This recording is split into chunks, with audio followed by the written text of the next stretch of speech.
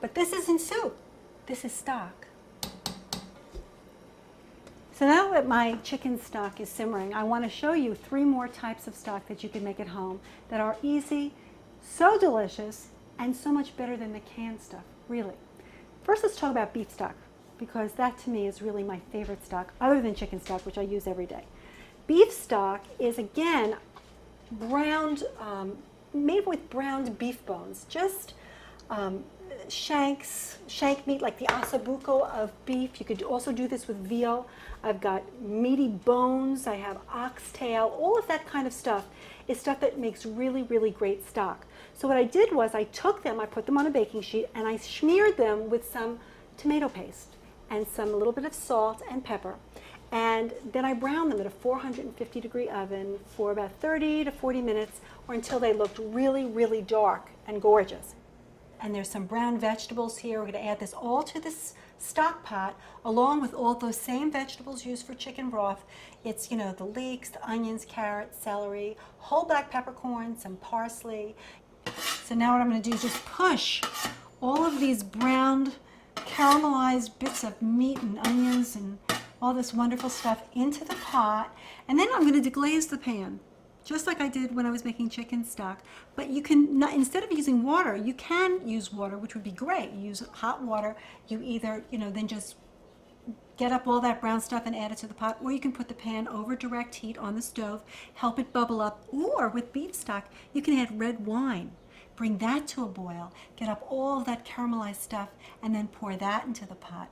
And then you put that into this, big pot and fill it with cold water, and you bring this to a boil, just like with chicken stock. And then you're going to turn it to a simmer, and this is exactly what I did here. I did this last night, and I've been simmering this beef stock for 24 hours. And what I do is I occasionally feed the pot more browned bones and vegetables, and I take out some of the old solids to make room for the new ones. I once simmered my beef stock, I learned this in France, for 3 days. 3 days I simmered my beef stock. It was actually the best beef stock I ever made. The only problem was that my children, myself, my dog, my car, my husband, we smelled like beef stew for, I think, 2 weeks. I could not, so I think, 24 hours is really okay. Now, while the beef stock simmers, especially in the beginning, you're going to see something rise to the top. It's going to look a little scummy, a little gray, a little bubbly. There's nothing to worry about. Those are some of the impurities from the bones leaching out. And so what you want to use is something, this is like a great tool. It's a wire mesh skimmer that you would just run along the top. When it's, right now it hasn't come to a simmer yet, but it would just capture all of that, and you would throw that away. By the way, that stuff won't hurt you. It's perfectly fine. It's just not as aesthetically, pretty to look at. Now I'd like to just talk about 2 more types of stock that I think you might like to make. Actually, 3 more. Vegetable stock, first of all, is very delicious, and the good part is it doesn't even need to be strained and defatted. All you do is you take the same vegetables that I would use in chicken stock and beef stock, and I put them in a pan with a little bit of olive oil, and I roast them at 450 degrees for about 30 minutes until they look like this. And then I add them to a pot with more fresh vegetables, cold water, black peppercorn, some thyme, some parsley.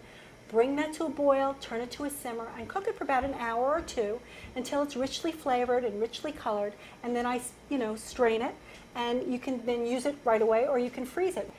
Fish stock. This is the one stock that I would not make in a stock pot. I would actually make it in a lower, wider pot because it doesn't simmer as long. It actually simmers not more than 30 minutes. And the fish that I use, you need to not use an oily fish. This is, you want a nice mild white fish. These are the heads and frames of them. You want to make sure that you ask the fishmonger to remove the gills, because gills are to stock what liver is, chicken liver. It makes it bitter and cloudy. So you have the gills removed. You would lower this into a pot with the same vegetables, a low wide pot, bring it to a boil, turn it to a simmer, simmer it for 30 minutes, let it settle, strain it out, use it or freeze it. There's no defatting when it comes to fish stock. Okay, shrimp stock, this is an important one. So often people don't know that they can make stock from the shells of their shrimp. And if you don't think that you're entitled to go into a fish market and ask for shells, first of all, they have plenty. Second of all, when you buy shrimp, whenever you buy shrimp, you need to know that they weigh your shrimp before you pay for it with the shells on. So even if they take the shells off before you leave the store, you own those shells. So I suggest that you ask that guy or gal to give you the shells so you can come home and just put them in the freezer. All you do is you take them, you put them in a hot skillet, you stir fry them. They're going to go from being gray and translucent, they're going to turn almost red. They're really beautiful. And you can even add a little bit of butter to that. And you add some onions and carrots and celery, bring it to a boil, turn it to a simmer, cook it for about 20 to 30 minutes to an hour. Shrimp shells can take a little bit longer over heat. Strain it, use it, or freeze it. Again, for rice, for soups, chowders, absolutely delicious. So now let's just get back to the chicken and the meat. So we've got our chicken stock that's about to come up to a boil. You're going to let it simmer for 2 hours. You're going to then let the solids cool. You're going to strain it. You're going to put it in the refrigerator to chill. 24 to 48 hours for the fat to rise. My beef stock is here. I just fed the pot. It's going to simmer till tomorrow. Then I'm going to let it cool.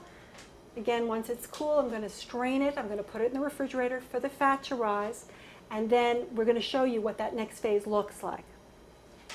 So here is my chicken broth. Here is my beef broth. They've been in the refrigerator for a couple of days so that the fat has a chance to rise. And I'm going to show you exactly how much fat there is. This is a very, very important thing to do. And we're going to talk about the soup making process next. But this is, I'm going to show you. You won't believe how thick this is. Look at this. Oh, this is my beef broth, by the way. I want to actually keep that. That's good stuff. You can ice skate on this. Trust me, if you don't get rid of this, it's going to go in parts of your body you don't want it to be. So you see all of this fat comes off. And also, you see this, I'm going to show you the chicken stock as well. It's the same thing. Look at the difference in the color here. One is chicken, one is beef. And you see how gelatinous this is? That's from all of those bones. Actually, it's really funny. I once had a student who made stock. And she called me up and she said, Lauren, I did what you told me to do and I simmered it for all these hours and I chilled it and I defatted it and something terrible happened. She said, I said, what? And she said, my stock, it turned to Jell-O. She threw it out. She threw it out. Gold she threw out. So I just want to let you know, Jell-O is very, very good when it comes to making stock. It means you get a star in the process. It's not really Jell-O, it's gelatin, okay? So this, at this point, once all this fat is taken off, then you take this liquid, this pure, defatted chicken stock and beef stock, and you put it into different size containers and you freeze it for another night. And this is actually chicken broth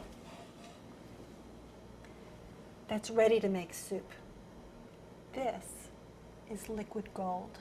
This is what I want you to have for the people that you love.